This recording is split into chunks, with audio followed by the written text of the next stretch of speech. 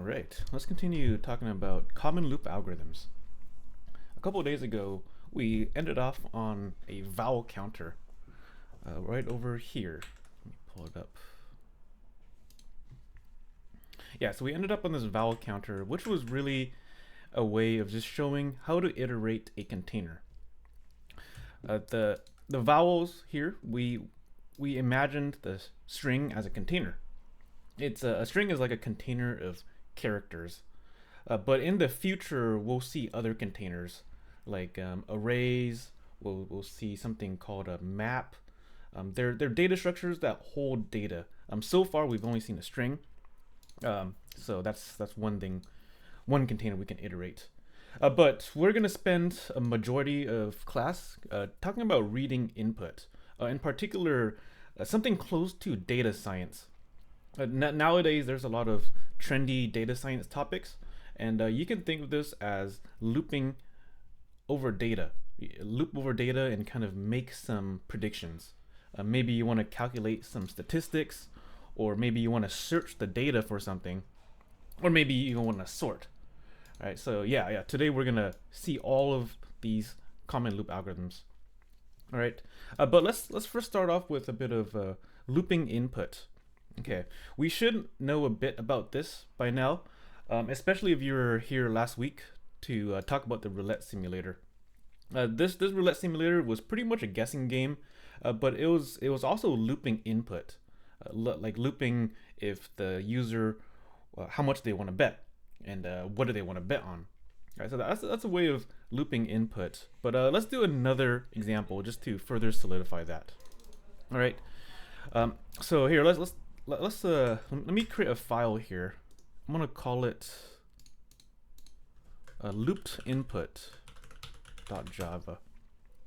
Let's do an example of like an infinite loop. If folks were around for the iPod Touch days, you might have heard of this application. It's called My Talking Tom.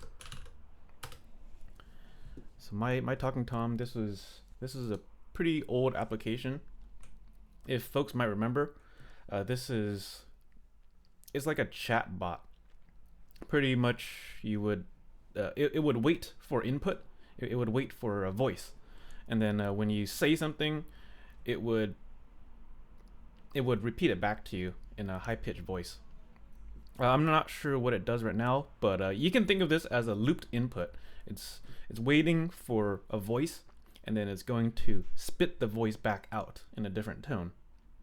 All right, so let's kind of emulate this, but with text. Okay, so this is processing input. Okay, let me set up a main here. Okay. So let's start off with an infinite while loop, and then we'll build up from there and make some stop conditions. All right, so I'm gonna do an infinite while loop, meaning I'm gonna hard code a true in here. The reason why I'm putting a hard-coded infinite loop is so we can infinitely wait for input and output it back at the same time. Okay, so let me wait for input. So I'm actually going to use the scanner here. So I'll set up the scanner outside of the while loop so I can use it over here. I'll call it scanner user input, new scanner, system.in. Okay, so I'm just going to set up a scanner and then wait for input. So we can do like a, what do I have over here? Yeah. So here we're going to parse some strings. There's a method called next line, user input dot next line. Actually, I'm going to use something called next. Let me just remove this over here. So if you're curious what I'm going to use, I'm using this scanner method. Let me see real quick.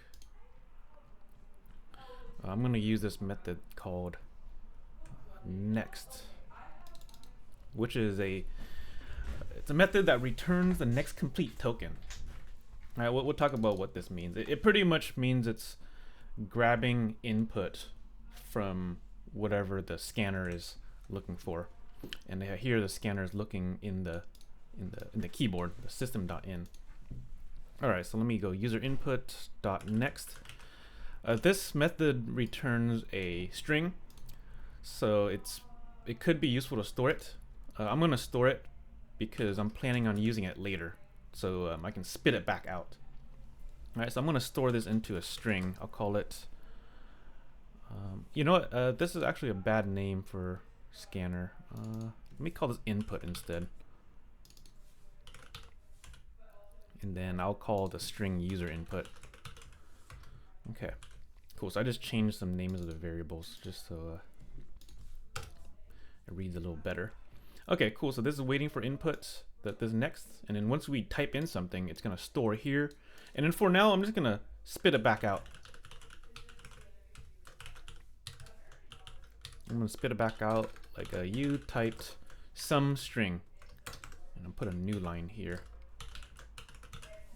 Okay, let me just test this real quick. So this is an infinite while loop. Let me make sure it runs. Compiles. So Java looped.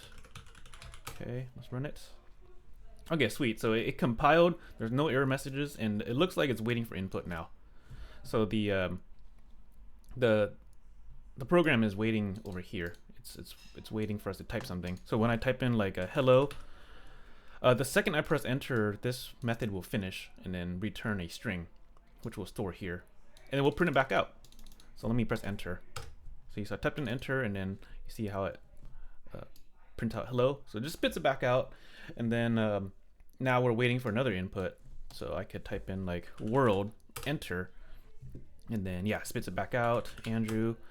And yeah, this is an infinite loop, so it's kind of just repeating what it said. Sometimes it's necessary to quit. So far, we don't really have any functionality to quit, and our only way right now is kind of pulling the plug on the program, which is a Control C, by the way. Control C will pull the plug on the program, and yeah, we get an exception here because the Control C is like an emergency termination. All right, so yeah, we sometimes it's necessary to implement like a way of quitting. Like maybe if I wanted to type in like quit, we could end the program somehow. So this brings us into something called a sentinel value. So a sentinel value is, let me Google it. It's like a guard. Basically, it's a value that signals to the program to terminate. So it's pretty much what our goal is, to create some sort of way to terminate the while loop. And for the sake of this simplicity, we could assume that they can type in quit. So if the user types in quit, we could stop the program. All right, so one way we could represent this is by creating a Boolean. We could create a Boolean that controls when to do the loop. All right, so a Boolean is a variable that can either be true or false. All right, so I'm gonna call this keep going. I'm gonna call this Boolean keep going, and then I'll initialize it to true. The reason why I'm initializing to true is so I can force one iteration, at least one iteration over here.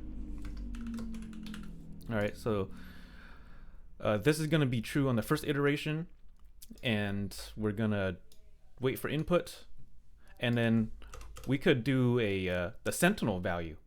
Like if the user were to signal quit, then we could flip the Boolean, which would make the condition false.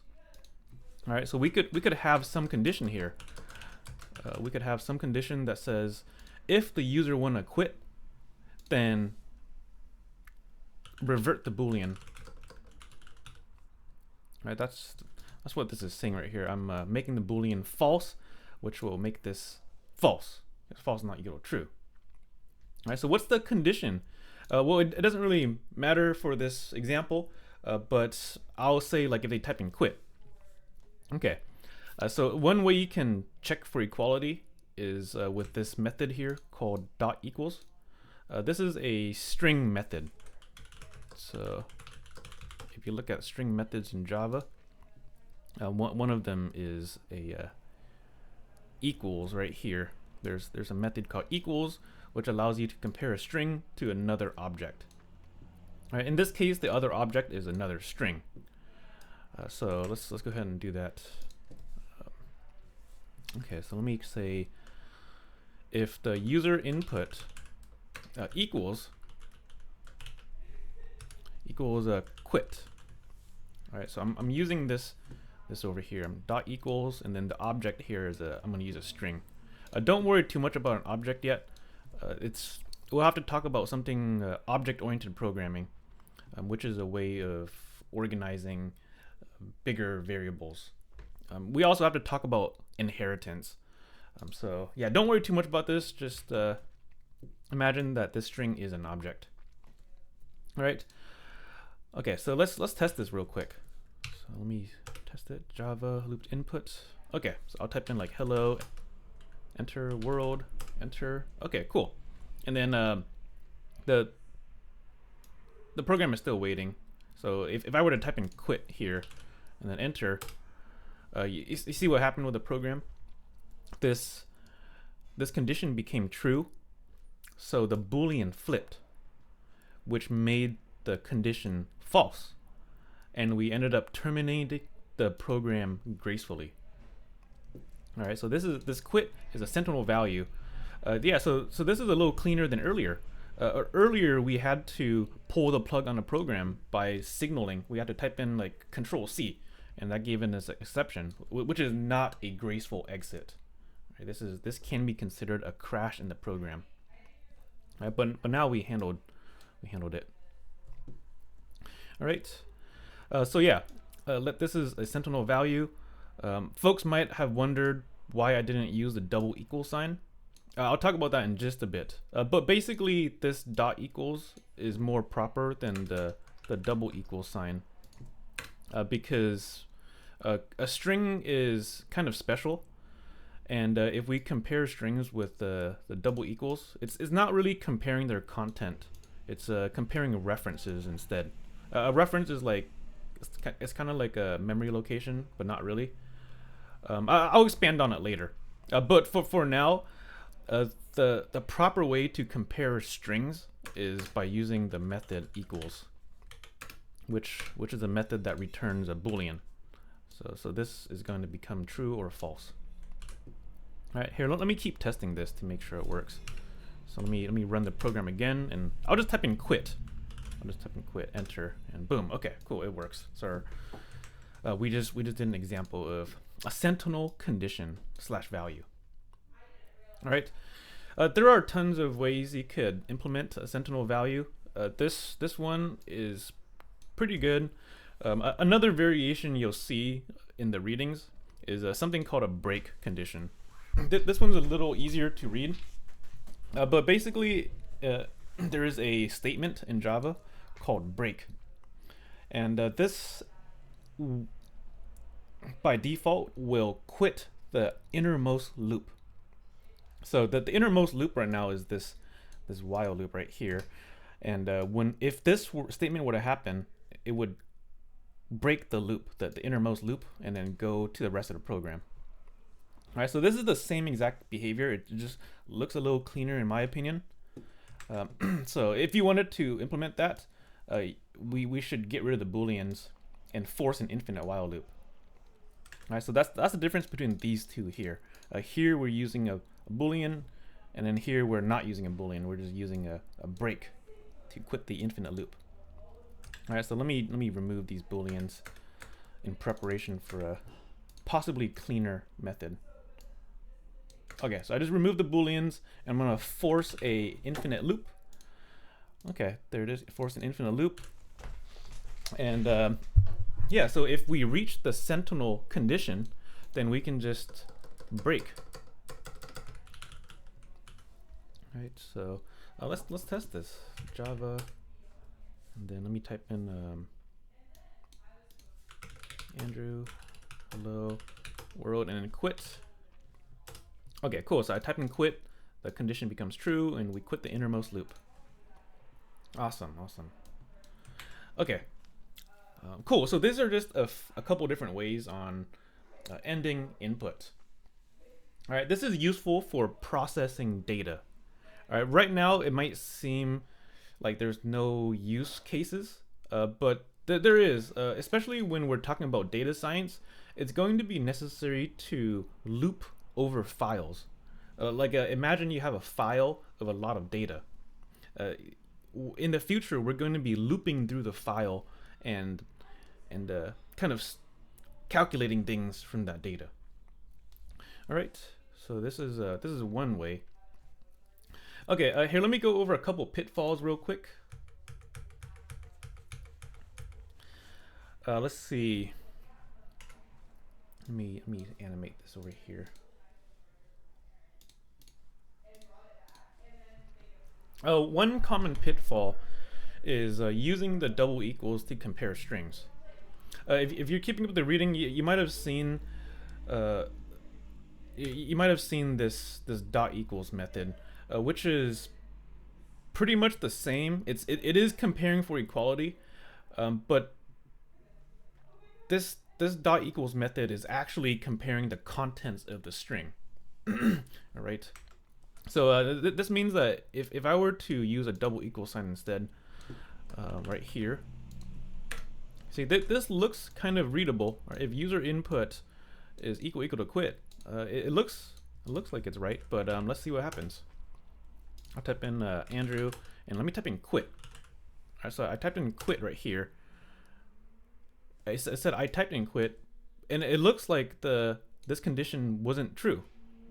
See what I mean? Because if this condition was true, it would quit. It would break the loop, but it's not. I'll type quit again, and it's not. See, so this is never going to be true. So this is a common pitfall. The reason why this is happening is because the double equal sign compares. It's kind of like a reference. You can look into it later, but a reference is not really the actual contents of the data. It's like a location in memory. So strings are special. String is a fancy variable. It's called a class or object. So with fancier things, it's more proper to use the method that was supplied with it. So let me change it back to equals. Okay. Cool. Another common pitfall is scanner tokenization. Yeah, this is not really a pitfall. It just depends on what you're trying to do. But what does tokenization mean? So tokenization means to kind of split the input buffer. So if I were to run the program, I have to. Here, let me restart the program. So let me run the program again.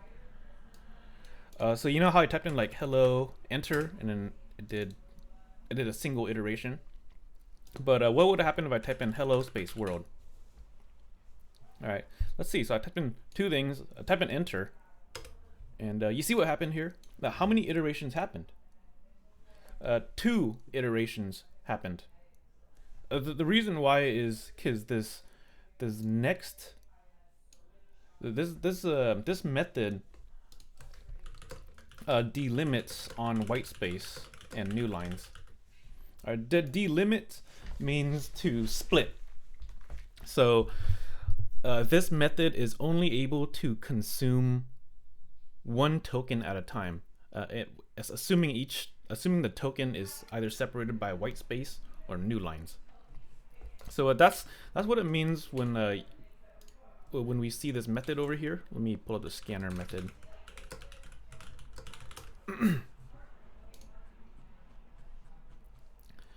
So that's what this means right here. I'm using this next method. It returns the next complete token. Let me click on next over here. See if it gives me more data. Okay, so it's kind of vague here, but basically a token is considered some sort of text that matches a split pattern. You'll have to dive more into the reading a bit, but the split pattern here is by white spaces and new lines. So white space is like Andrew space tack, there's a white space in between here, so we have two tokens. We have two complete tokens, and it's going to be consumed individually. All right, so if I did A, B, C, D, E, F, this is 6 separate tokens because it matches a delimiter pattern. The delimiter pattern just happens to be white space and new lines.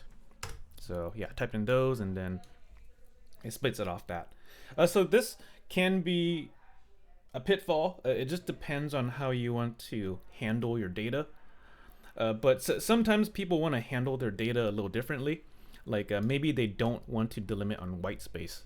Maybe they only wanted to do new lines. So if you wanted to, you could use another method called next line. This is pretty much the same thing, but it's going to consume everything up until the new line. The new line is like an enter key. All right, so let me change the program real quick, and you say next line here instead. Okay, next line will delimit on only new lines. Delimit means split. Okay, so let me test this now. So let me run it, and then let me type in like my whole name, Andrew space tac. So when I press enter, this method will consume everything up until the new line, which is the enter key. So check it out. Press enter, and then see, so only one iteration happened. So I can type in A, B, C, D, E, F, enter, and then it grabs everything. All right, in one single iteration. All right, so let me type in quit here, which should terminate. Okay, cool. So yeah, scanner tokenization just means there are tons of different ways on parsing input. One way is parsing based off white space, and another way is based off new lines. It's whatever your application requires. All right. Okay. Let's see. Let's move on. Let's move on to some data analysis. This is going to help us out with the next programming project, which I'll publish tomorrow or something. All right, we're going to get a lot of sneak peek into this, so don't worry too much if you see an advanced topic. The whole goal of this is take input and calculate some statistics from it. Data analysis is a very trendy topic nowadays, especially like with AI, like artificial intelligence, large language models, machine learning. A lot of those topics use data analysis underneath the hood. Data analysis means to look at data and kind of make something from it. All right. So for here, we're just going to do a small analysis thing. We're going to build on that program we just did, and maybe calculate some statistics, like what is the smallest word they typed in. All right. Or maybe you want to find out what is the biggest word typed in, and maybe if you have time, the average of the average size. All right. So here let's do the average first, so folks can do the other ones later, the min and max. All right, well, we're going to do the average size. So this means that we're going to evolve this program. So if I were to type in like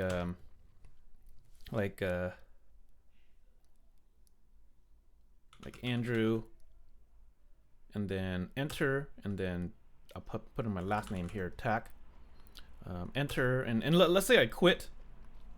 If I were to quit for some reason, we can evolve the program and say like the biggest word typed in is Andrew. All right, the smallest word typed in is tac, or and then that the average length is some number.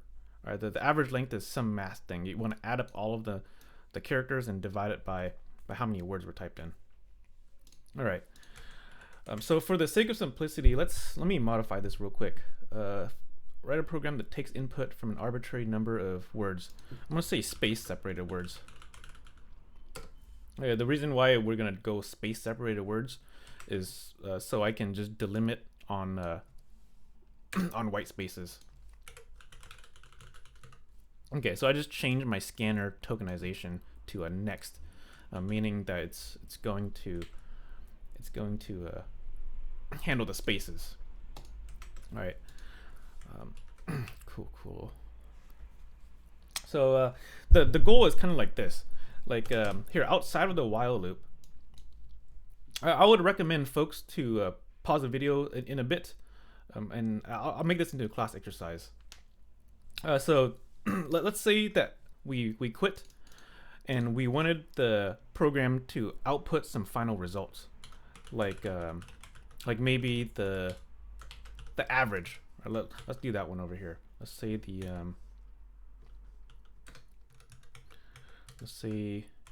the average word size is it's gonna be some number, or actually I'll just say ... over here. So I'll just print line, and then I'll put like a to do here. To do. So let me run this. Okay, so let's say I typed in like let's say I typed in like A. A is a word. Okay, A is a word, and then let's say I typed in like let's see, I'm trying to think of a two-letter word. Okay, yeah, TO. This is a two-letter word. And let's say I type in like a three-letter word, like TWO. Okay, so I typed in 3 words that were on different new lines. And say I were to quit. So if I were to quit, we should see the average word size is something. All right, what's the average word size? Do folks know? We typed in 3 words here.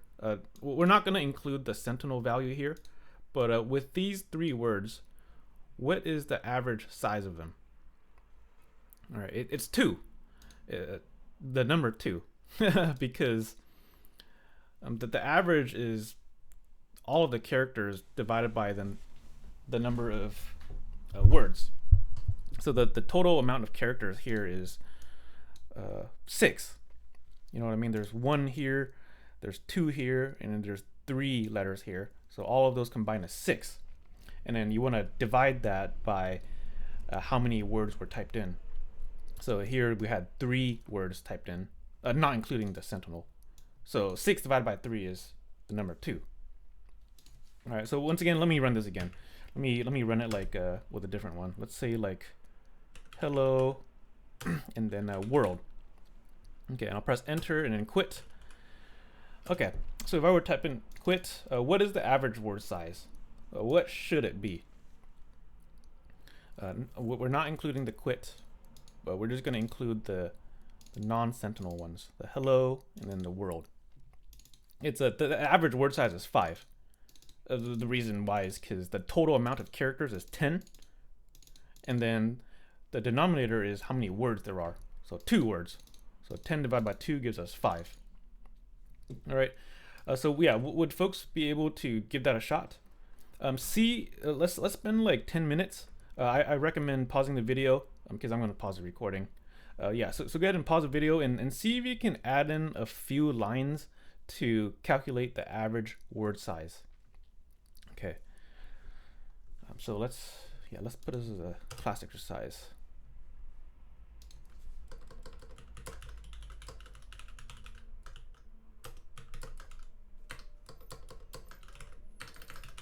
Calculate the average word size. And yeah, of space separated or space/new line separated words. Okay, I put space/new line just so we can just use this next method. All right, let me put on a 10-minute timer. And I'll be back in 10 minutes. But yeah, so see if you can get this. Okay. 10 minutes. All right. We are back from intermission. Hopefully folks gave this a try and got somewhere.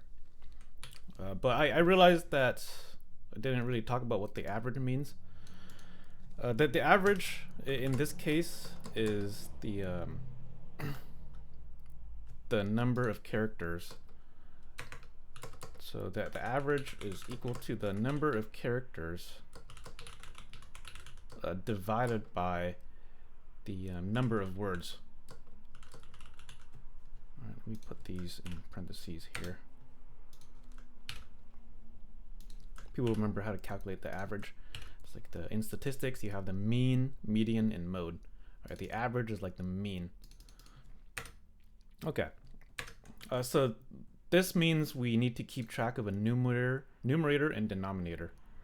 I'm gonna go ahead and declare these over here. Let me declare it as I'll declare it as an integer. The numerator. This is gonna be number of characters. I'll call it num characters. And then let me initialize a 0. And then for the denominator, I'm gonna call it number of words. Num words. Okay, let me initialize a 0 over here. Cool. So to calculate the average, we just have to accumulate how many characters there were, and also how many words there were. Okay. So for the number of characters of each word, that's gonna be accumulating the user input's length. Okay, you might remember this from a couple days ago. We took advantage of the string method.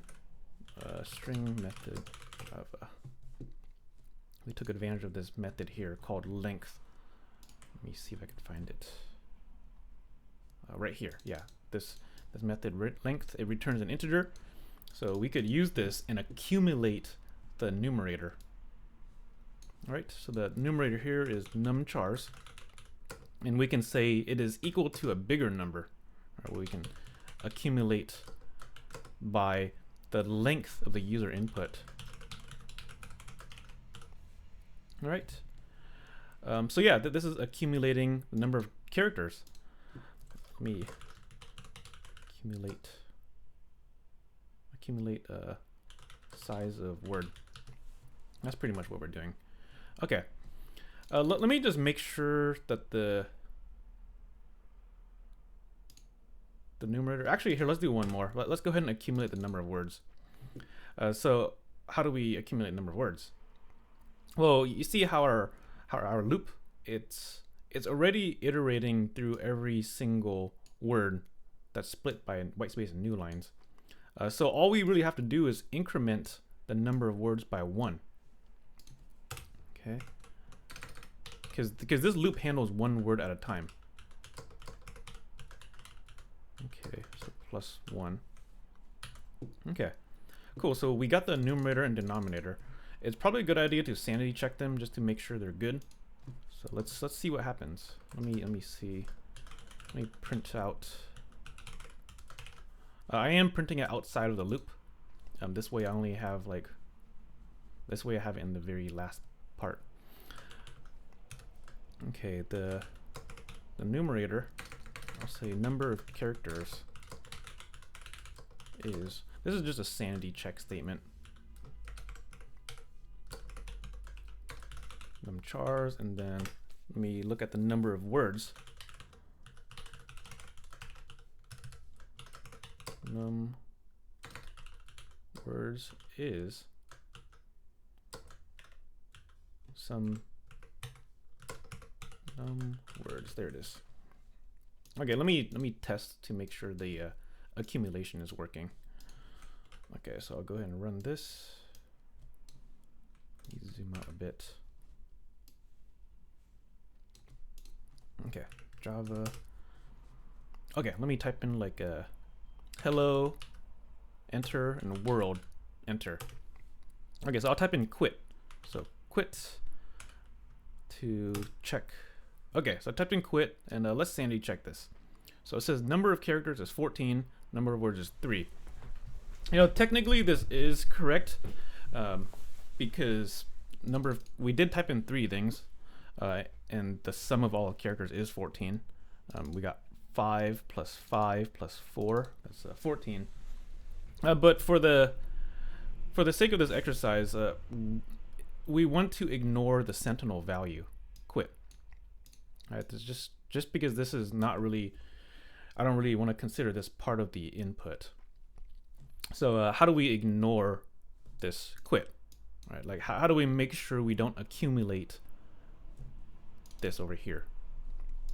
Now, once again, feel free to pause the video and think about it and maybe drag some stuff around. Yeah, but basically we just have to only accumulate if it's not equal to quit. All right, so the easiest way we can do that is by putting an else over here. You know what I mean? Like an else which captures if this is false. All right, so if this is false, then we can consider it a word. So if we do consider a word, we can accumulate there. So let me move this into the else.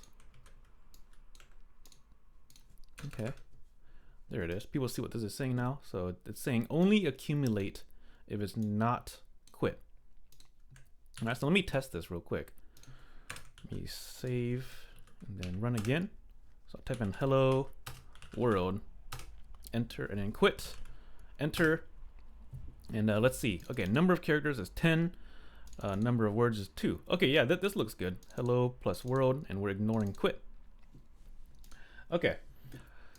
So now that we verified the numerator and denominator, well, actually, it's not verified yet. We should probably keep testing, because so far all we tested was delimiting on new lines. But let's test it on white spaces. So I'll type in like hello space world, and then enter. Okay, cool. So 2 iterations happened. Right, the loop happened twice, and then now let me type in quit, enter, and okay, cool. It's still the same. So it looks like we're all set. So now we just need to calculate the average word size, which is the numerator divided by the denominator. All right. So let me declare a variable here. You know, I'm gonna comment this out because these were just sanity checks. So I'll declare a variable here. I'll call it average, and I'll probably store it as a double because averages can have decimals. So I'll say something like double. I'll say average is equal to the numerator. The numerator is the number of characters, and then denominator is how many words were typed in. All right, let's test this now. So we got this average. Let me go ahead and insert it into this print statement. I'm gonna change this print statement to a printf, just so I can format inside of the string as a float. All right, a float is a fancy way of saying decimal. Okay, the average word size is this, and then I'll put average here. Okay, so let's test this. So Java, and then hello world, and then quit. Okay, cool. It looks like it's good. The average word size is 5.000. Yeah, that looks good. Let me test it again with the different like various things, like A, and then B, 2 B's, and then C. So 3 of them. Enter. So I typed in 3 words. Well, they're not really words, but it's just text. What's the average? Right, can people tell what the average is? It should be 2, because the number of characters is 6, and then number of words is 3. So divide them, you get 2. And let's see. So let me type in quit, and then enter. And yeah, average word size is 2. Okay, this looks right. I think it's going to be, we're going to have some integer division errors though. I mean, not errors, but logical errors. If I were to test it with like 2 words, let me type in like A and then BB. Okay, so I just typed in 2 words. What's the average word size of this? Of A and then BB. Average word size should be 1.5 because the number of characters is 3, number of words is 2. So 3 divided by 2 gives us 1.5. But what are we gonna get? See, it says the average word size is 1 here. All right, so what's happening here? This is a very common pitfall. We're stumbling upon integer division. So this is integer division right here. But the right side gets evaluated first. And since we represented the right side as both integers, the decimal gets chopped off. So it doesn't even matter that we wanted to store as a double. So if you're curious what's happening, I could pull up a J shell real quick. Basically what's happening is we're taking 3 divided by 2. Okay, but we're treating them as integers, so we get 1. It doesn't matter if you store into a double. Like if I were to store like double result into here, and if I were to look at the result, it's still 1, right? So this is called a truncation. A truncation means to kind of ignore the decimals when we do the integer division. So one way you could fix, there's a couple ways you can fix this. The easiest way, right off the bat, is just by treating either the numerator or denominator as a double. So if I did 3.0 divided by 2, this would give me a 1.5. All right, this is just one way. You could look into other ways, like how do I convert an integer to a double? But yeah, one of the easier ways is treat either of these. All right, so I'm gonna treat this as a double. There's better ways. This is just the quickest way right now, and it looks easier to read. There's better ways though. Okay, so let me type in A and then BB and then quit, and now we get 1.5. Okay, cool. This looks good. So yeah, you can keep testing if you want, like A, B, B, B, C, C, C, and then quit. This should give us 2. Okay, this looks good. Let me test one more time.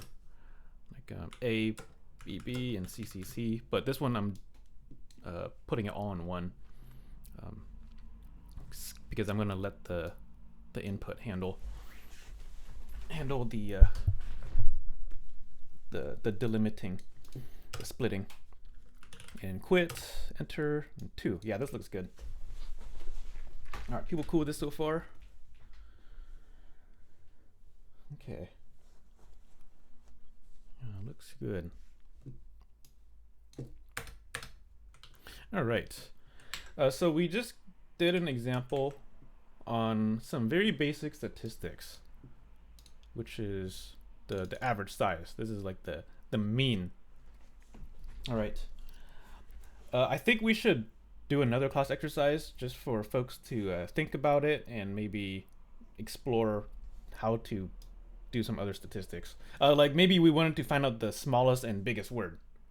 All right, so if we wanted to do that in the print statement here, imagine if we had something like the biggest word is something. I'm just gonna put to do here. Let me do this as a print line first, actually. I'll do this as a print line.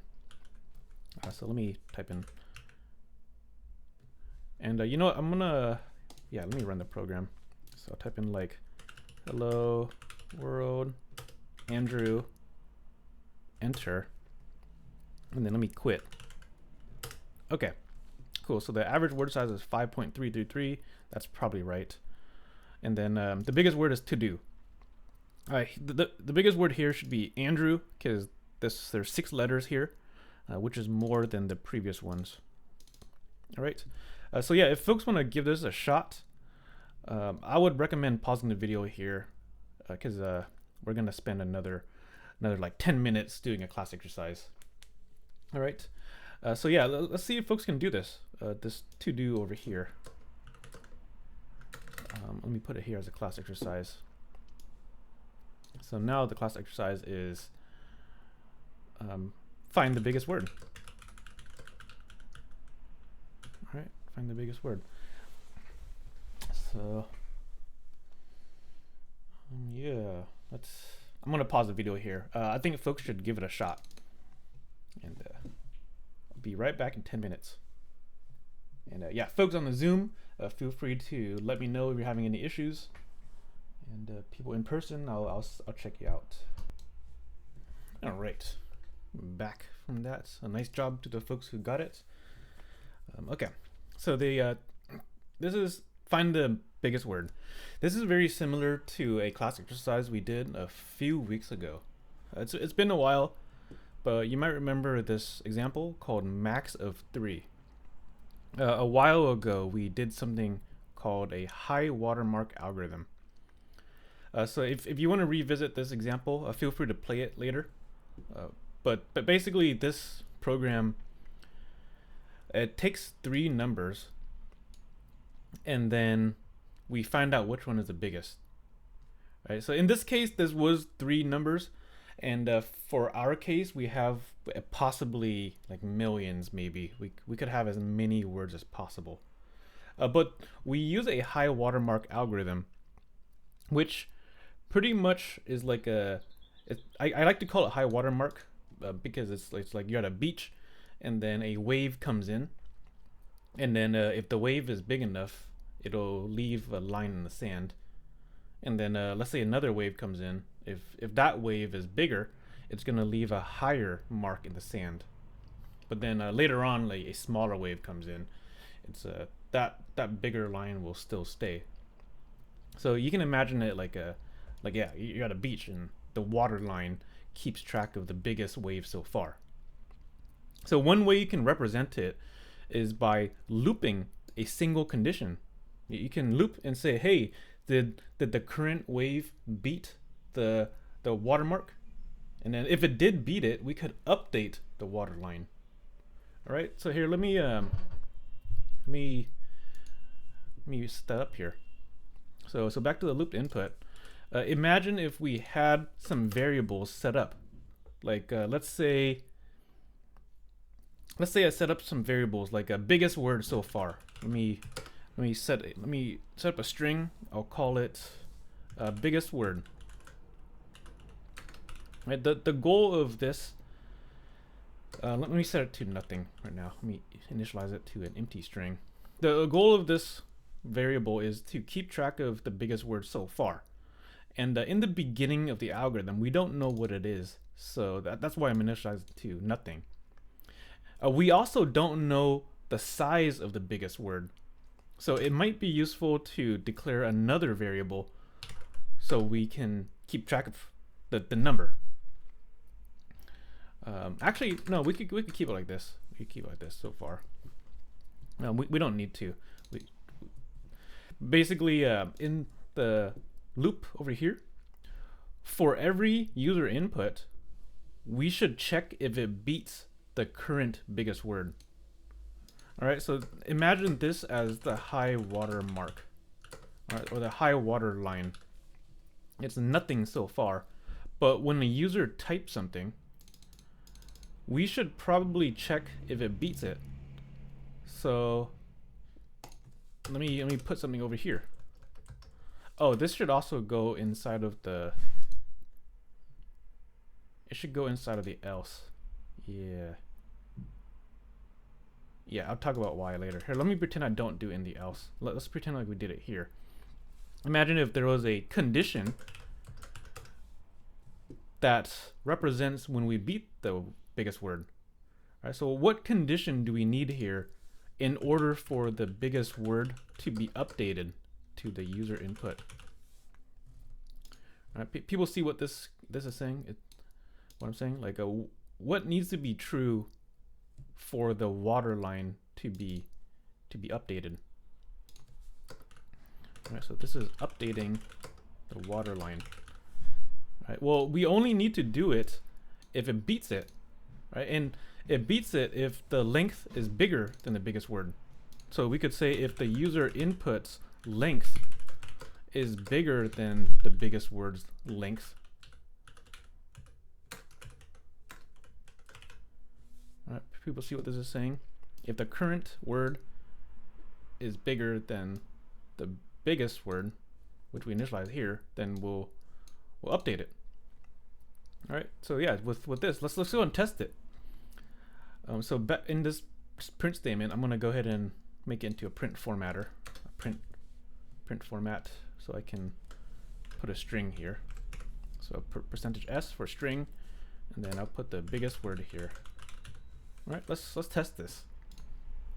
So let me go ahead and Java loop input, and then let me type in like hello world, and then Andrew enter, and then quit. And okay, cool. So it looks like the biggest word is Andrew, which makes sense because this is 6 letters. It's bigger than all the other letters. Okay, it's probably a good idea to test a lot of different cases. Just because one test case worked doesn't mean others will work. So let me test it again, like maybe out of order. Let me type in Andrew here first, and then I'll type in some hello world here, and then quit. Okay, so I just typed it in a different order.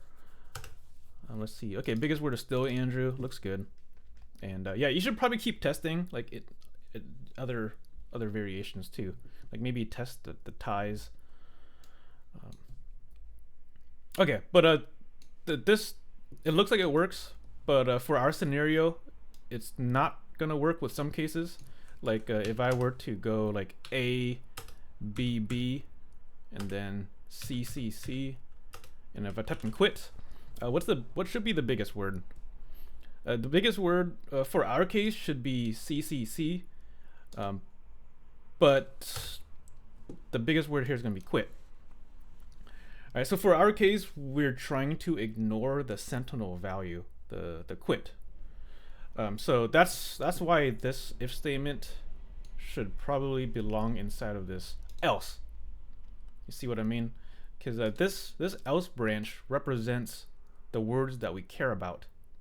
So I'm gonna cut this over here. I'm gonna cut this condition, and then put it into the else over here. And let me indent it. Yeah, make sure the indents are there. This way you can see what's inside of what.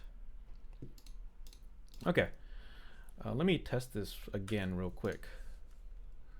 Let me clean up this. Okay, let me clean this up. Let me type in A, B, B, C, C, C, and quit. Okay, so the biggest word should be C, C, C. Enter, and yeah, looks good. Biggest word is that. Okay, people cool with this so far? Yeah, so that's the class exercise. Find the biggest word. This is just one way of doing it, the high watermark algorithm. Okay, so with this in mind, you might be able to do the other one now, the smallest word. You should probably try that as a class exercise. Class exercises are highly likely to be on the exam, so I would try them. And if you encounter any errors, feel free to let me know. Just send it over to me on the discussion forums, and we'll take a look at it. All right. So yeah, we spent quite a bit of time just talking about looping input. It's almost an hour, and yeah, all we're doing is talking about data analysis. We're almost done. Let's do one more variation of looping data, and then this should come together. Like, why are we doing this? All right. So far, we are reading data from standard input. So whenever we set up a new scanner with the system.in, it's system.in is kind of like our keyboard. Right? It could be other things too, but for what we've seen so far, it's grabbing input from whatever the user types in. In the future, we're going to be grabbing input from files, like text files that contain data. This way, you don't really have to type it in over and over again, because that could be really annoying to test. All right, so I do want to mention one thing before we jump into reading files. Reading files is a sneak peek, but I wanted to talk about something called a EOF. Okay, EOF stands for end of file. End of file is, you can think of it as a signal as well. Like you know how we could use Control C to quit. Like let me type in hello world, and then if I type in Control C, this terminates a program. A Control C sends a signal to my program to like emergency exit, right? So that's a signal. There is another signal we can do as well. It's called EOF, end of file. All right, and the way that works is by changing the condition and using a method, a scanner method, called hasNext. There's a this scanner method returns whether or not something is in the buffer. So let me redesign this, and you'll see what I mean. Okay, let me see real quick. I think I'm gonna comment something out. 1 second, I'm gonna look at this real quick. I'm gonna comment something out in preparation for a new loop.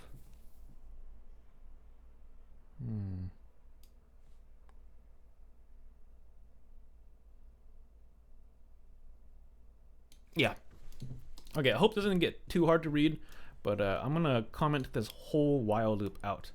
The reason is just to show another way of looping input. So far this loop, it goes until the sentinel value. So this loops until the sentinel value. All right, this can be good, but sometimes you don't really want to type in quit, because when you're analyzing certain data, you can't really assume there's a quit in the end. For example,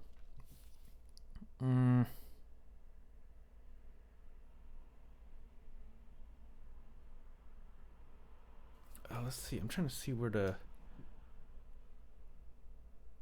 Okay. You know, I'm gonna introduce something real quick. It's going to be a sneak peek into reading files. So I'm just gonna back up a bit. So remember how we talked about this system in as grabbing from the keyboard? You can also grab stuff from files as well. Like let's say I made a text file here. So in the examples folder, let's say I made a text file. I'll call it like a poem. I'll call it poem.txt. It doesn't really matter what this file extension is, but the point is this is a file, and it's gonna have some text in it. So let me put a poem in here, like roses are red, violets are blue, and then I'll just put hello world here. Hello world. It doesn't matter. So yeah, here's a poem with several words. It's possible to loop over this file. Let me put this side by side over here. Right, so far the scanner is set up to go through the keyboard, but it's possible to have the text file go into the scanner. All right. If you want to take a look at how, it is a sneak peek in the section 4.3. They talk about reading data and files, and one way we can do it is by declaring something called a file here. So I could declare a file object. I could say file. If you're curious how I know there's a file, if you look at the scanner class, scanner Java, there's something called a constructor. You don't have to know what a constructor is yet until we talk about object-oriented programming. But basically, when we make a scanner, like right here, this is like making a scanner. It's called constructing. And when we're constructing a scanner, we can do it in multiple ways. The way we've been doing it so far is by using the system in, which is using it's using one of these constructors over here. It's probably using this one here. But it's also possible to construct the scanner using a file.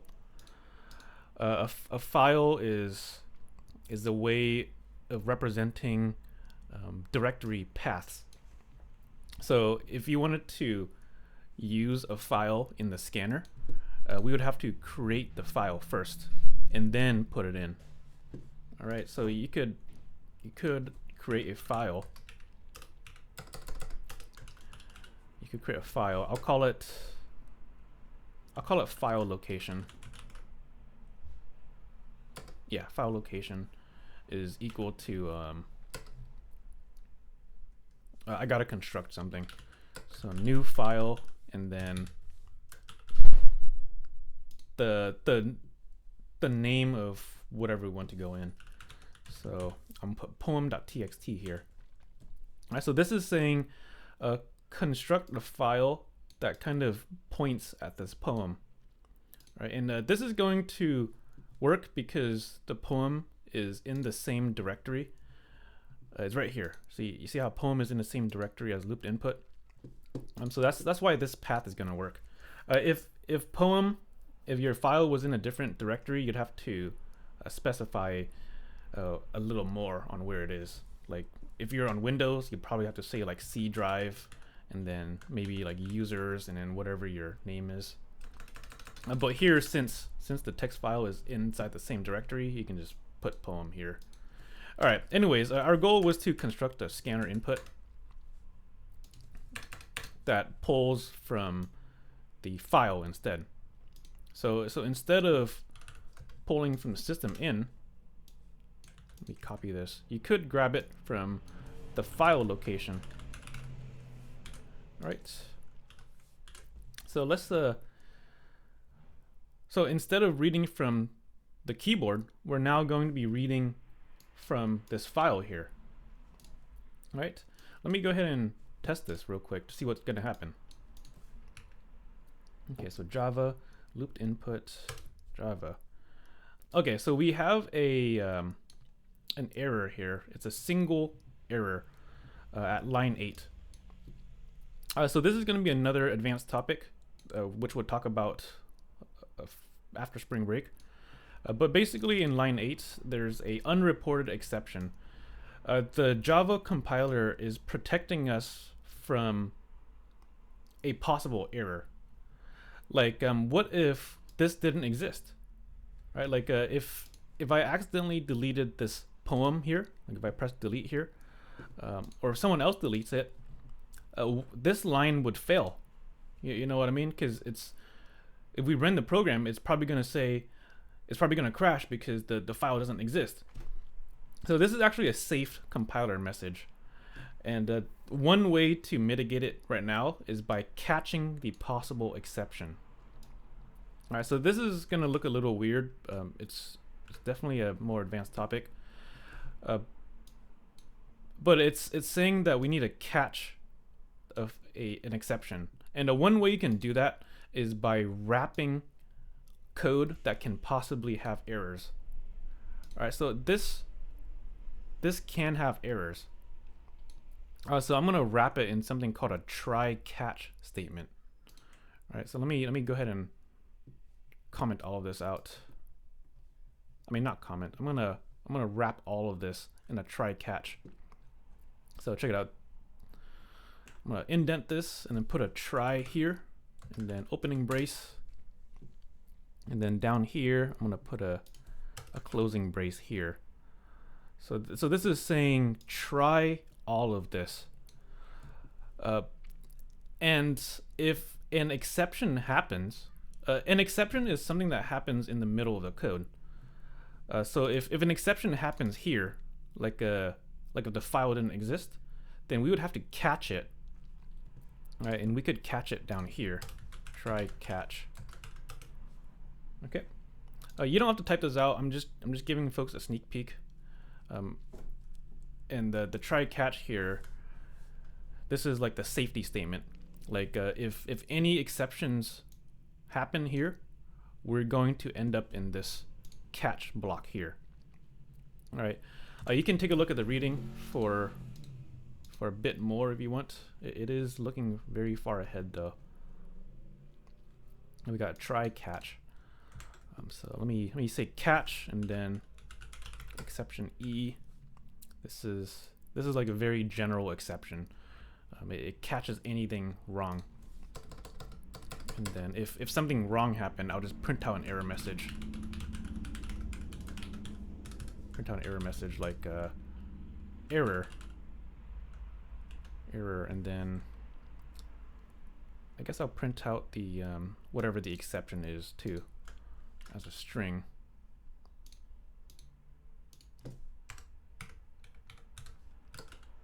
E, how do you print out the message again?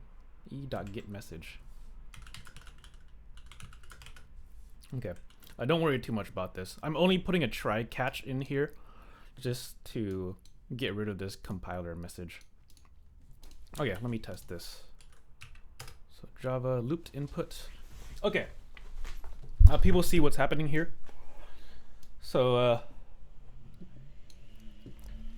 I just ran the program, and let me run it again because my terminal is duplicating things for some reason.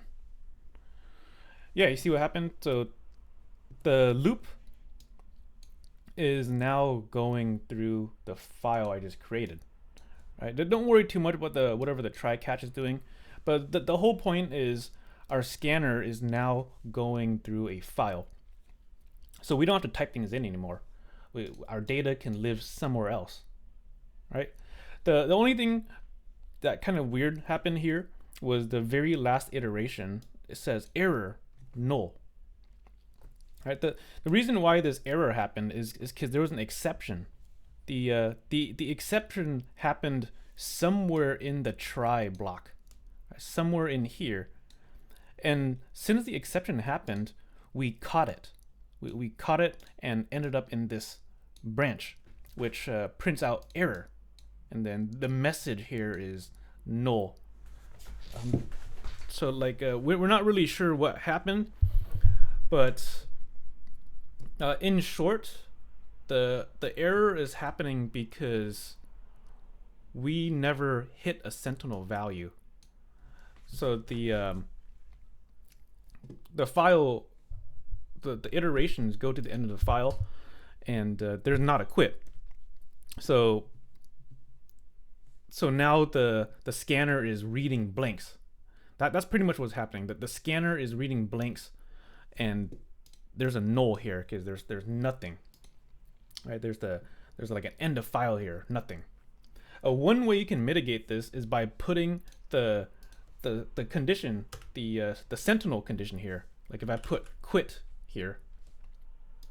So if I put quit here, I'm gonna save this text file now. So let me save it. Okay, and then yeah, so let me run this. So Java looped input. Okay, cool. I just ran it, and check it out. So the scanner consumed everything in the file for us. It analyzed all of the words one at a time. We didn't have to type it, and then it turns out the average word size is this, and the biggest words is violets. That makes sense. And then we no longer get the error message. Remember earlier? Earlier we didn't have we didn't even get these print statements. See, because if I were to remove this quit and save the file again, check it out. We're gonna get the weird error. So see how it says error null, and it didn't even get a chance to print out the average word size and the biggest word, right? So the reason why is because I think this failed over here. We tried consuming nothing. So an exception probably happened here and skipped over everything in the try. Right? So the try block is everything up to here. So most of this got skipped and we ended up here. All right, so the point is there's a quit here, and that will fix things. All right. You might be wondering why I introduced a couple new topics like reading files and the try catch. You don't have to worry about this yet. I only brought this sneak peek so we could talk about something called EOF. All right, what does end of file mean? So far, the end of file is right here, after the very last word. It can be incorrect to assume that every file will have a quit. Like let's say you were to work with other files, like maybe imagine a large data file that contains a very large story, and maybe you wanted to analyze it, but there's not a quit in the end. So it's kind of not good to assume there will be a sentinel value. But it is okay to assume that there is an EOF. An EOF is an end of file. Okay, so one way we could loop input until EOF is with this this while condition. That this scanner method tells us if there are any other things left in the scanner. All right, so this method has the ability to detect the end of file. This way we don't have to type in quit. All right, so it's pretty much like right over here. Let me comment all of this out over here. I'm gonna start from scratch just to make things look a little easier. So let's see. Let me make another main. And then let me check this out over here. So I'm gonna create a scanner. This one is going to come from the keyboard for now. Now we're going to put it into the file later. Okay, so let me create a scanner. I'll call it input. And for now, I'm just gonna grab it from the keyboard. So nothing with the poem yet. So system.in. This is not really the keyboard, by the way. It's just a keyboard is one of them. Okay, so let me go ahead and set up a while loop. There is a method that I haven't really talked about yet. It's called has next. So that's this method over here. Has next. So I'm using this one. It returns true if there is something for the scanner to consume. All right. So I'm going to say while the scanner has something to consume, we're going to loop. So here I'm just going to loop I'm just going to grab the input, which you might have seen earlier. Next, this, and this returns a string, so it might be useful to store it. I'm going to store it in like a user input here, and I'm just going to spit it back out. So user input, let me spit it back out by system. So you typed percentage some string. Okay, you typed some string. Okay, let me test this now. So there's only a few lines here. Okay, let's run this. Okay, check it out. So we're actually stuck inside this condition right now. We're waiting for something to be in the buffer. The buffer is like a line that waits into the program. So if I typed in like hello, the second I press enter, this condition is going to be true, because the scanner sees something to consume. It's going to see this word to consume. So this becomes true. We're going to go into while loop and extract that, or consume that thing. So I'll press enter, right? Boom. So this became true. We extracted it, printed it, and then now we're back in the condition, waiting for more. So I type in like world, enter, and yeah, it's doing the same exact thing. But you see how there's really no way to quit out of here with what we know so far? Like if I type in quit, enter, nothing happens. because we don't have any way of quitting yet. Is there a way to make this condition false? Is there a way to tell the scanner there's nothing else to consume? Yeah. Well, since we're dealing with the standard input, this is standard input. You could look into it. Standard input is like a keyboard. Since we're working with the keyboard, standard input, we need to signal the program that we're done with input. All right. So we could do something like it depends on your operating system, but generally it's Control D. If you're on Mac, Linux, or this variation of Linux, Control D will tell the scanner there's nothing else to consume. All right. If you're on Windows, it's a different signal. You want to type in Control Z and enter. So I'm on Windows right now. So I gotta press Control Z and enter. So check it out, Control Z and enter. Boom. So by doing this, I'm signaling to the scanner that this is going to have nothing else to consume. So this becomes false, and we end up terminating. All right. This is different from pulling the plug on the program, by the way. Like if I were to pull the plug on a program, like you remember how Control C, I could click Control C. Oops, I did Control X, my bad. Hello world. If I did Control C here, it looks like it ended the input, but in reality, it actually just pulled the plug on the program, meaning that if we had more statements further on, it wouldn't be reached. Like imagine if I had a statement here that said end of program. Okay, end of program. If I were to run this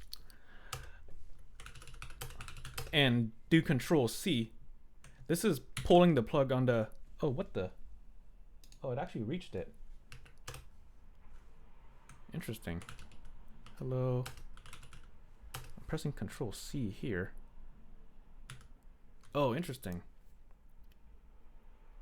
Okay, I might have to change my slides up a bit, but so currently it looks like a Control C also ends the input here. Interesting. Okay, hold up. Let me look something up real quick. Let me. Okay, I'll look it up in just a bit. But I think there was a Windows update that changed certain signals in the operating system. Anyways, the point is we can end input in different ways. I'm gonna use Control Z and enter because I'm more used to that. Looks like Control C works though. Let me change this over here. So Control C or Control Z and enter. Okay, that's for Windows PowerShell. Okay, yeah, it looks like there was a new Windows update that made Control C do that. I'll investigate that in just a bit. Anyways, we were talking about how to make this false, and we can make it false by giving an end of file signal. Right? There's a couple ways you can do this. Why do we have to give a signal? Well, it's because we're working with system input, the standard input, which is working with our keyboard currently. But it's called end of file for a reason. If we were to scan a file instead, like this poem, so you see this poem file. If we were to scan this, there is an end of file signal here. You don't see it. It's invisible, but it's pretty much like right here. It's like an invisible end of file at the very last piece. Right? It's not. It's kind of invisible though. So there is a signal at the file, meaning if we were to scan the file instead, it will become false when we consume everything. All right, so let's apply that real quick. So you'll see what end of file means. Let me create a file here. So I'll call it file location, and I'm just gonna grab it from the poems location. Okay, so I'm gonna grab it from the poem. Okay, that's gonna grab from here, and then instead of reading from the scanner, I'm going to read from the file. Okay, the file location. Okay, so this is gonna read from the file, and yeah, so now we don't have to type it in. Let me prove it. Let me run it, and then we get an error here. This is actually a very good error. Once again, the Java compiler is protecting us from possibly bad things, like what if poem didn't exist? So the compiler is telling us to be more safe, and one way we can be more safe is by wrapping all of this in a try block. So I'm gonna wrap all of it, or not all of it. I'm just gonna wrap these ones here. So let me indent it. This way I can put in a brand new scope here. So I'll put a try here. All right, people see what happened. I just indented it and put it inside of this try block. All right, the try block is a way of protecting from exceptions. If any exceptions happen in the middle, we're going to land. We're going to jump straight to this catch branch. So if you can specify certain errors, I'm just going to specify like a general error. Where, yeah, exception, this is a very general error. It captures a lot. And then if something happens, I can just put an error message. Okay. Let me zoom out a bit.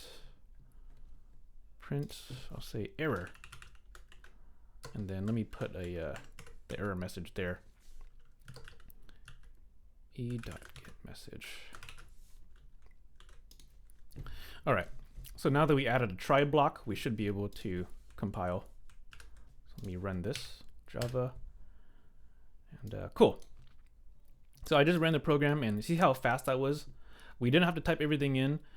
The scanner now consumes the text in here, and it reaches the end of the file. So after world, this condition becomes false, because there is an end of file here. Okay, so yeah, that's what the end of file means. Okay, people cool with this so far? Okay, so the reason why we talked about that is just so folks were aware of certain signals. If you were working with the system input, like here, if we were working with system in instead of the file, this means we have to keep typing things in. So like, I'll say roses are red, okay, violets are blue, enter, and then hello world. All right, you see how it keeps going, and since we're in system input, we need to find a way to signal that there's nothing else to consume. So one way to signal there's nothing else to consume, it depends on your operating system. I'm gonna press Control Z and enter. I'm on Windows. I'm not sure about Control C. I thought this one was like a emergency exit. I thought it was. I'll have to investigate that. But yeah, you can signal EOF, and it says there's nothing else to consume. Okay. Okay, people cool with this so far? Any questions about this? Okay, hopefully people aren't feeling too bored. I know we spent quite a bit of time going over looping input, but this is going to help us out with the next programming project. I'll publish it tomorrow. It's pretty much gonna ask if you can write a program that analyzes data. So it's going to be very similar to the statistics we did, like read some text and calculate something from it. All right, so that's going to be in this commented out code here. I'll publish this on Canvas in just a bit. Okay. There were a couple sneak peeks though. You don't have to worry too much about it until later. One sneak peek was talking about reading files. We'll talk about this after spring break in more detail. Another advanced topic that we covered was called a try-catch. If you want to take a look at it, it's definitely an advanced topic. Where is it at?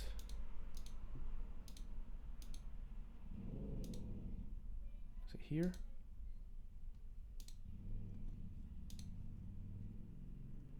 Oh, right here. Yeah, it's definitely an advanced topic. It's in the part 2. Part 11, I mean. Part 11. Exceptions. So yeah, you could take a look through this if you want some more details on it. But I'll jump into more later. Let's see. Okay. Okay, cool. We have half an hour left. Let's talk about some more common loop algorithms. Okay, we're going to revisit the vowel counter in just a bit, by the way. I wanted to go over some nested loops and then start applying them right away. Okay, a nested loop is a way of looping in a loop, and this is necessary for a lot of different scenarios. Like let's say we wanted to search a container for something. All right, we haven't really talked about containers yet, but just in general, say we have some data, and then say we have some targets. All right, so imagine these as like 2 containers. We have like a list of things, and then we have a smaller list of things. All right, and let's say we wanted to search how many times the targets happened.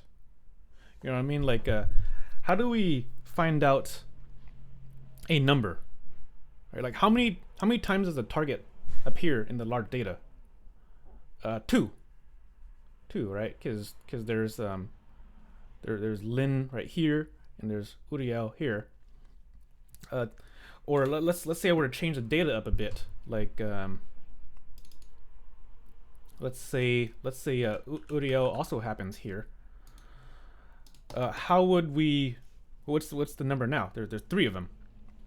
So how do we represent that? Well, one way you could represent it is by kind of comparing every single possible pair. Like let's say we were to iterate to David and check if that's in the targets. So we could say, hey, is David equal to the first target? No. Is David equal to the second target? No. So nothing changes. And then we can iterate to the next one. We can say, hey, is Uriel in the first target? No. Okay, is Uriel in the second target? Yes it is. So then we can increment some counter and then move on to the next one. We can say, is Alice here? No. Is Alice here? Nope. So nothing changes. And then keep going on and on. Is Lynn here? Yes. And then redundantly, is Lynn here? Nope. So nothing changes. And then yeah, you can go on and on. So this is like multiplication. You saw those arrows? It's kind of like multiplication.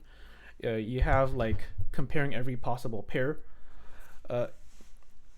One way we could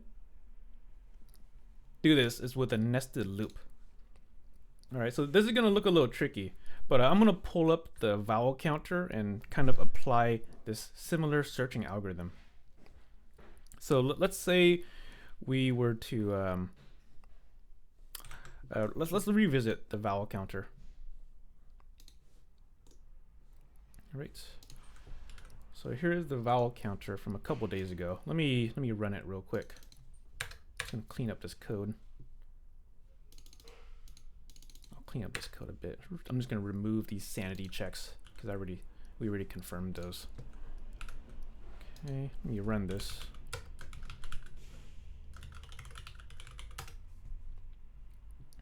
Okay, so there are 3 vowels in the string hello world. So this is like a searching algorithm. We're basically iterating through this container. Right? This is like a bunch of data, and we're searching to see if there's a vowel in each of the characters. Right? So we could represent this as a nested for loop, because if we didn't, this if statement could get larger. You know what I mean? Like if we had all caps here, like if I did hello world in all caps, this is going to, it's going to give us a logical error, 0 vowels. Okay, and you know, there are tons of ways you could fix this. Like you could write a method. You could use a method that undercases everything. Like you could put a method here that says, hey, make the text uppercase. You could do that, but for sake of learning purposes, I wanted to introduce a searching algorithm, meaning we could create a list of targets. Like let's say our targets were all of the vowels. So let's say the targets is A, E, I, O, U, A, E, I, O, U. Right. So I'm trying to represent a common search algorithm. It's like a 2-dimensional search. It's very similar to this right here. Very similar. So this if statement here, instead of comparing individual letters, we could just write a loop. You know what I mean? We could write a loop that goes through all the targets, right? Like a check to see if any of the targets match the letter that we're looking at. Okay, so check it out. I'm gonna delete this right here. Delete this if statement. So what is our outer for loop doing? It's the outer for loop is iterating through this data right here. This large, you can consider it large data. Later on, we're going to be dealing with bigger data. So I'm going to call this large data, just so folks kind of see the picture here. So let me call this large data. And let me rename all these variables. Does this still run? Okay, cool. So basically, I'm changing it to large data so we can kind of see what's side by side here. Okay. I'm going to use camel case. I need to stay consistent with my style. I'm coming from a C++ class, so I'd be switching gears with the style. The different programming languages have different styles. Okay, let's see. So the outer for loop is going through each letter. This is like a here. The outer for loop is pretty much checking the first element, and then it's checking the next one, and then it's doing that over and over again for the next ones. But it might be necessary to compare each of them with the targets. Like let's say we were first looking at the first element here. So if we're looking at the first element, make this bigger, it would be necessary to compare this element with all of the other targets to see if they match. So you can imagine like an inner loop, right? Imagine like an inner loop that says, hey, is this element equal to this? No. Is the element equal to this? No. So then we can, nothing changes, and we can go ahead and iterate to the next person. So go to Uriel and then say, hey, is Uriel equal to this target? No. And then is Uriel equal to this target? yes. So then something will increment. So we could apply something like that right there. The targets here are single characters though. So we could make another loop. You see where I'm kind of going towards? This is a nested loop. The inner part is going through all of the targets. All right, so this is saying for all of the characters in the large data, right? So for each single iteration, we're going to look at all of the targets to see if they match. So that's this right here. This I'm going to create another variable here. I'll call it J. And the reason why I'm using J is because I is already taken up here. I is already declared in the local scope. Okay, so I'm gonna say J is less than the targets dot length, and then increment J. Right. So yeah, people see what this is saying. But if you want, let me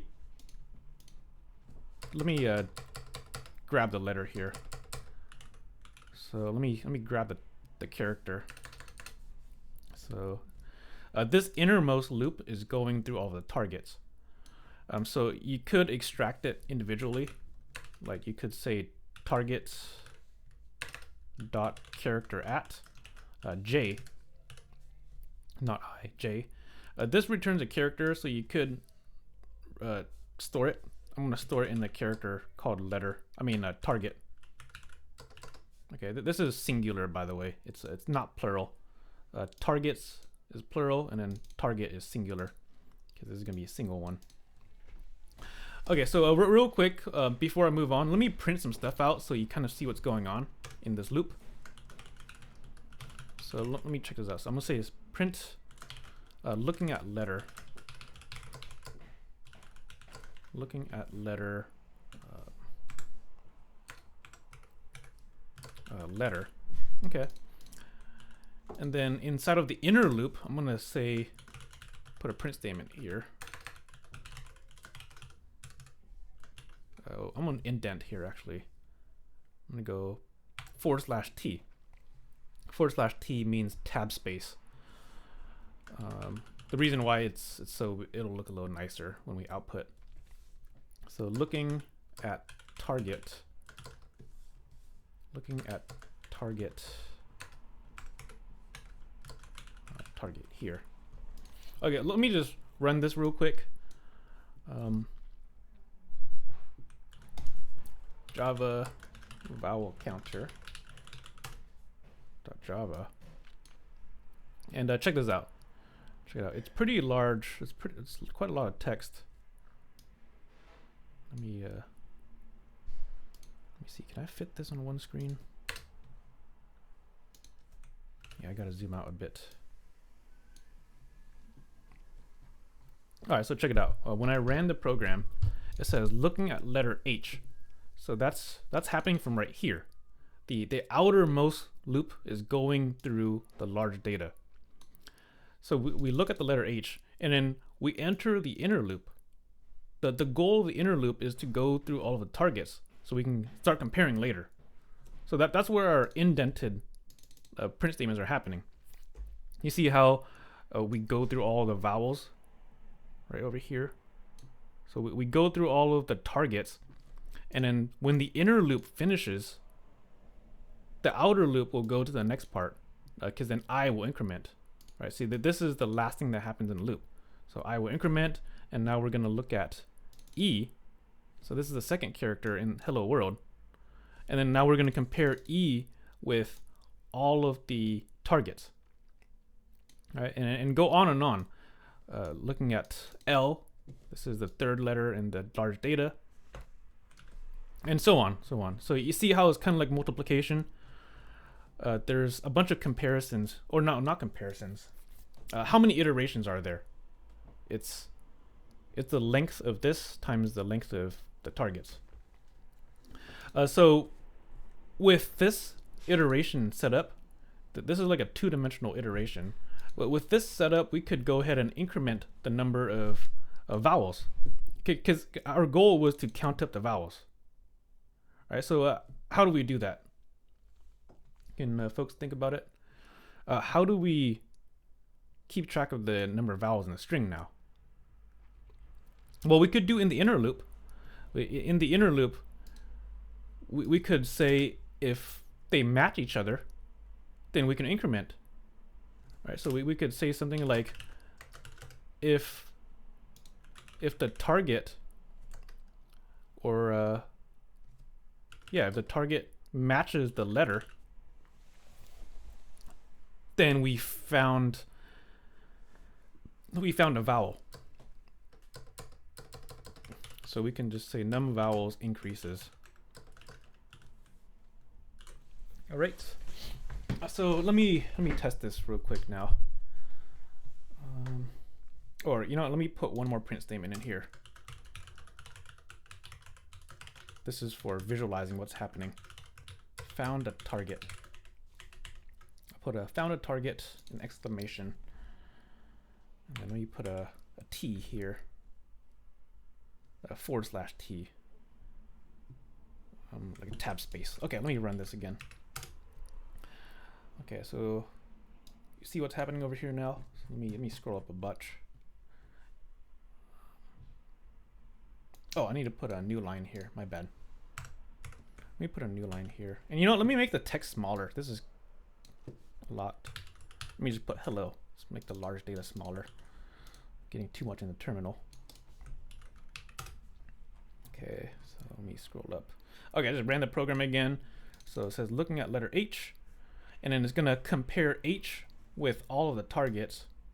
None of them match, so the number of vowels never increases.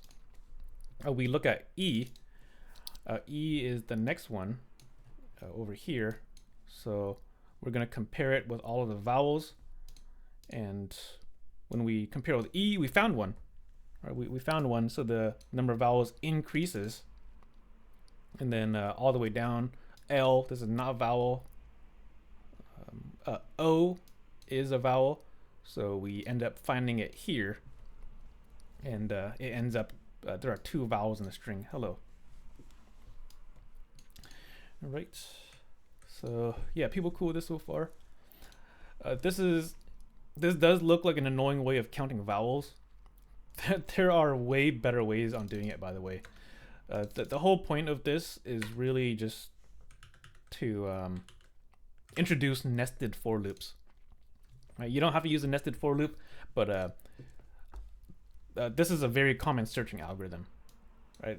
If you find yourself having to look through large data to find certain targets, it can be necessary to do a nested for loop. Right, does that kind of make sense?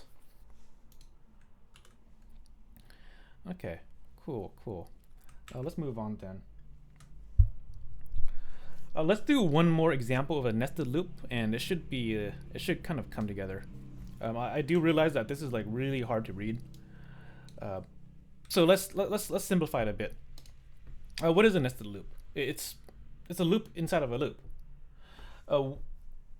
You might see this a little better if I did like a multiplication table. Have people remembered this from elementary school? They called it the times tables or the multiplication table. You see this over here? Whoops. You see this this 2-dimensional thing here? It's possible to generate this with a 2-dimensional for loop.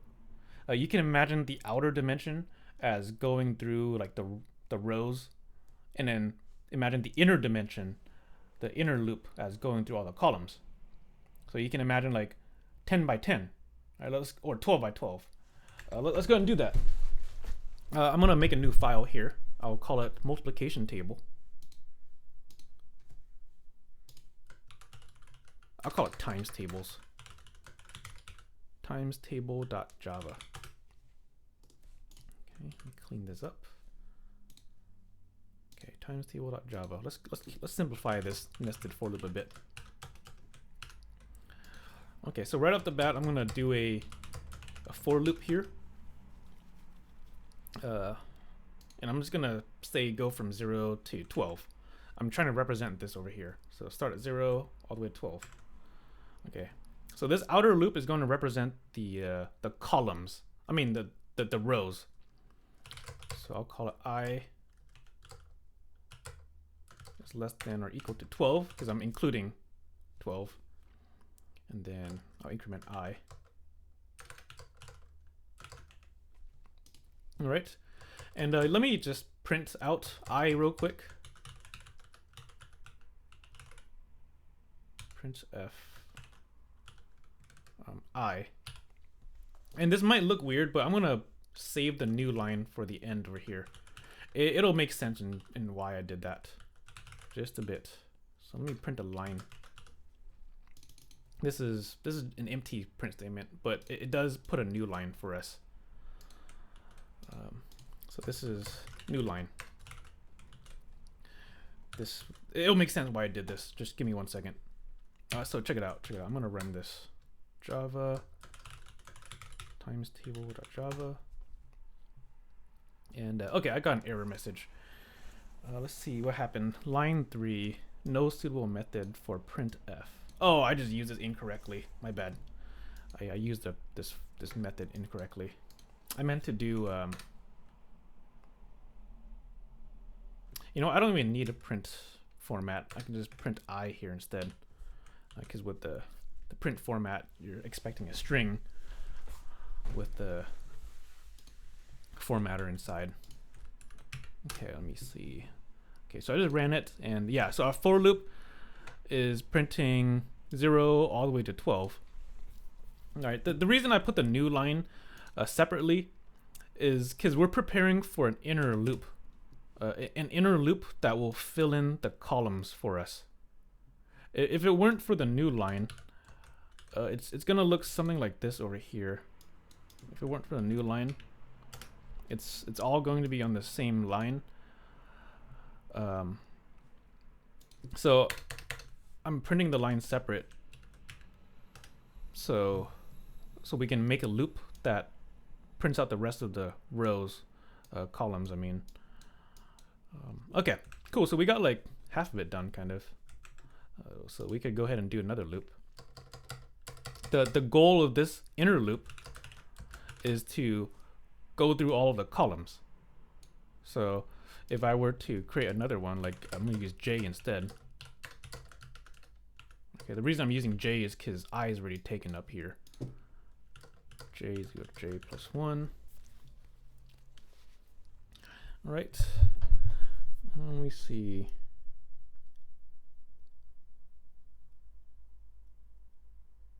Okay, cool. So in here, I'm just gonna print something so you can see what's happening. Print.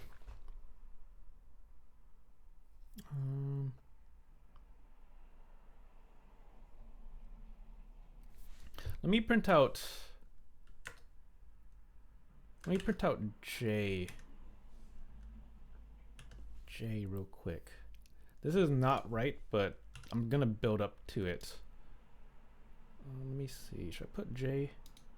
I do want a space in between though. I'm just gonna put a space somewhere. Let me put a space here. This way this looks a little neater. Okay, so Java and so our J is right here. It's going 0 all the way to 12 for all of them. So we're almost there. You see, J goes from 0 to 12, but it starts over every time. If anything, for a times table, instead of printing J, we want to get the product of I times J. So instead of J here, I could put I times J. Because the I represents a row number. So check it out. Check it out. Let's go ahead and run this now. And you see what's happening here. So it's kind of getting closer to this times table. With 0, everything is 0 because 0 times anything is that. And then with 1 here, we get 0 here. Wait, hold up. Why am I getting 0 here? Oh, it's because I started counting from 0 here. So if you want to tweak some stuff around to make this exactly right, oh, it is exactly. Nice. Yeah, that's pretty sick. I would probably put a tab here actually. Instead of a space, I put a tab just so things look a little cleaner. Tab separated. So check it out.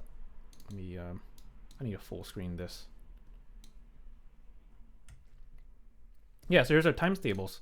Looks, I need to rerun this.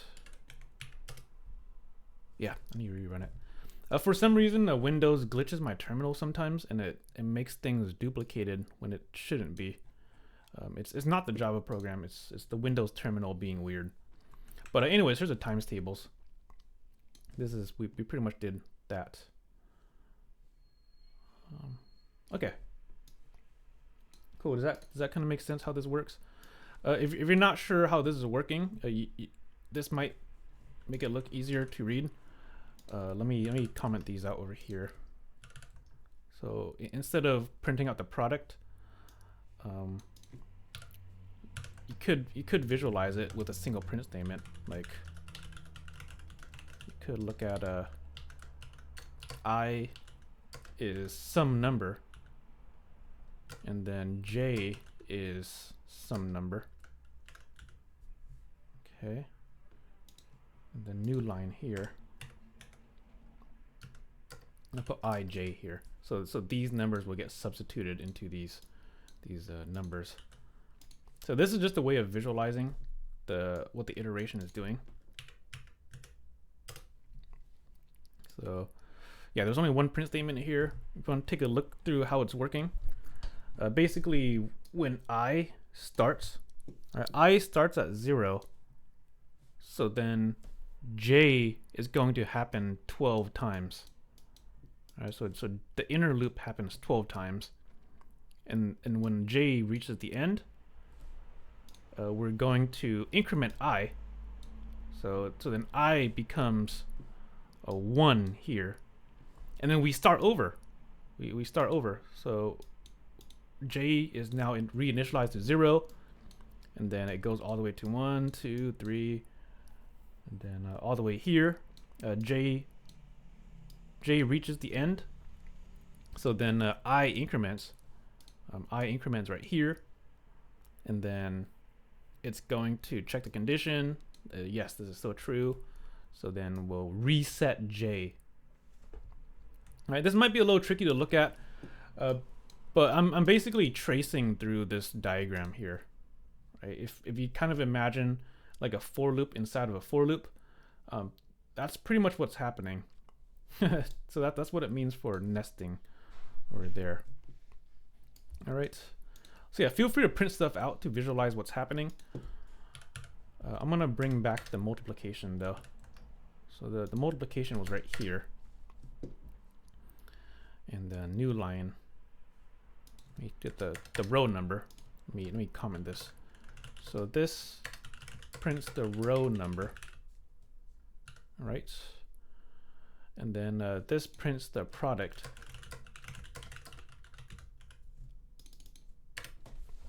And then this right here, it prints a new line.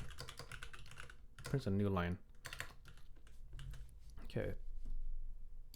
It prints a new line, so the next row, to get ready for the next row. It's like a typewriter. If you ever played with a typewriter, a new line goes to the next row. Okay, so let me run this again. Java times table. And yeah, there we go. There's our times table. All right, so I would spend some time studying this nested for loops. I think this is the tricky part of the class, especially when we're talking about nested loops. I think these two is the trickiest part of any programming class. And nested loops in particular is a little harder to visualize. A lot of people trip up on that. So if you want, you should probably check out some more resources on nested loops. I will have some next week, by the way. We'll go over some more. For example, let's talk about some more nested loop algorithms real quick. So we went over a searching algorithm. Some algorithms will require you to go through every single pair. Like David and Lynn, that's a pair. David Uriel, that's a pair. And then for all the others, there's like a lot of different pairs. So it's useful. It could be necessary to nest it, and we did this with the vowel counter. You can revisit the vowel counter here. We didn't have to. There's way better ways on representing it, but this is just for learning purposes. So yeah, this is a nested for loop that searches things. Some other use cases for nested loops are writing multi-dimensional things. So you saw the multiplication table, right? If you fully understand how to implement the times table, then you might be able to make a Connect 4 game. You might even be able to write a tic-tac-toe game. Because these can be represented as two-dimensional things. And if you want to calculate a winner, like for Connect 4 here, if you want to calculate a winner, it might be necessary to iterate through every single coordinate. And in order to do that, you have to do a nested for loop. All right, you got to do an outer for loop to go through each row, and then an inner for loop to go through each column. So yeah, this will make more sense when we talk about nested arrays, by the way. I'm giving a sneak peek into after spring break. After spring break, we'll talk about data structures, and you'll see ways on representing data in multiple dimensions. Right? These are 2 dimensions. You can have multiple ones though, like Rubik's cubes. A Rubik's cube, you can represent that as a 3-dimensional thing. Anyways, I'll revisit this in like 3 more weeks. Right? We got to talk about data structures.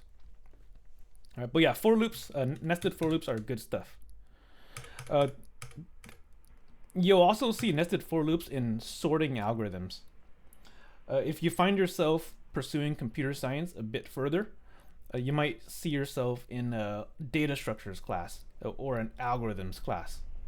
And part of the topics there would be sorting data. Like, say you were given a container of items, and you were asked to sort it. Right? How would you sort it? Right? Like, you don't have to think about it in terms of programming. Just like in English, or maybe you're at a library. Imagine you're at a library and you're trying to sort things in a certain order, right? Like on a bookshelf, you want to sort things in ABC order, right? How would you, or a deck of cards, right? How do you sort a deck of cards? There's different ways. That's why there's classes dedicated to it. But if you were to implement some sort of algorithm, you would get a sorted thing. Let me pull up this cool website here. If you find yourself pursuing computer science a bit more, there's this website that helps visualize certain algorithms. In particular, there's sorting algorithms you might find interest in. So pretend this is like this is a deck of cards, right? And say you were asked to sort the deck of cards in like ascending order, meaning 1, 2, 3, and it gets bigger and bigger as you go on. Right, how would you do that? How would you sort a deck of cards? Well, there's multiple ways. Some people think differently. Some people might sort it by looking through the deck and looking for the smallest one. So it would search through and be like, oh, okay, smallest one is this one. So let's grab the smallest one and put it in the beginning. Right, and do it again. Right? Look for the smallest one again, and then put it in the second position. And then look for the smallest one again, put it in third position. Right, so this is one way you can do it. You could do a nested for loop. The outer for loop is supposed to search for the smallest number. Okay, so boom, it found the smallest number, and now it's going to loop again. So now we're going to find another smaller number. All right, so here's the smallest number, and boom, swap it. All right, and let's do it again. Let's find the smallest number.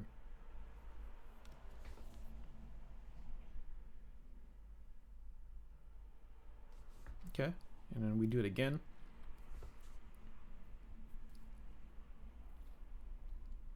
All right, so yeah, do people see how this is kind of a nested loop? Well, we have an outer loop that searches for the, well, no. So we have an outer loop.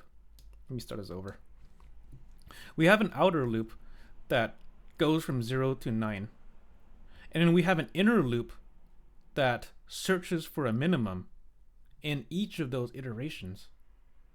Right? That's what the pseudocode right here is saying. So pseudocode is not really programming code. It's pseudocode is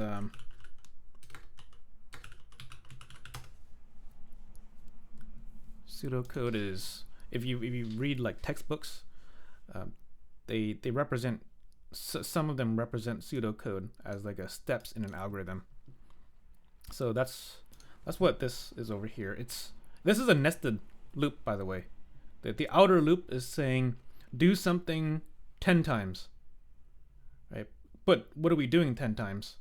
We're searching for a minimum 10 different times. And searching for a minimum requires another loop. So yeah, hopefully people see the use cases of nested loops, right? You can sort things, you can search for things. It's some pretty cool stuff. Pretty cool. So once again, this sorting is it's a sneak peek into the future. We need to talk about data structures. All right. Okay. Hopefully people are okay with this stuff right now. We spent quite a bit of time on common looping algorithms. I'll publish some more exercises later if folks need some extra practice. But yeah, that's really all we did this week. This week we iterated containers. We spent quite a bit of time reading input, like looping data. We did a bunch of statistics, searching. We haven't done sorting yet. We'll probably do this later after talking about arrays. But yeah, that's about it for today. Nested loops. This is also a good one of the trickier concepts here. Yeah, that's it for this week. Next week we'll try to introduce a new topic. If you want to get a head start on it, let's see. Next week we're going to be talking about methods. We'll also release a practice midterm to help folks get more confident. Methods. This is going to be a pretty good topic, actually. I've been talking about methods a lot. So next week we should finally formalize what it is. All right. Yeah, that's it for today, folks. And thank you all for being here. Have a good day.